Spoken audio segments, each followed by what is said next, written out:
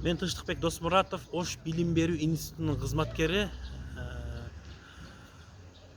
Ысык көл жергесиндеги Тамчы мектебинин физика мугалими Чолпон Темиралиева эжекени биз дагы бул жактан туруп абдан жакшы тааныйбыз. Айрыкча онлайн окутуу мезгилинде, пандемия учурунда ан сайын жакшы таанып калдык. Чолпон эжеке өзүнүн предметти жеке мыкты физик катары дагы абдан мындай алдыңкы тажрыйбасын жайылта турган мугалим. Андан тышкары санариптик жактан дагы сабаттуулугу бийик.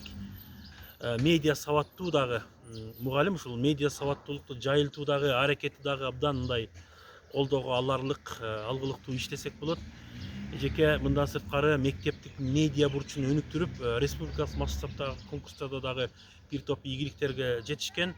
Андан тышкары медиа сабак фонду тарабынан уюштурулган медиа сабаттуулуктун элементтери камтылган мыкты сабактын иштелмеси конкурсунда дагы республикада алдыңкы орунду алып, анын тажрыйбасы эл аралык конференцияда дагы өткөн жылы жайылтылган.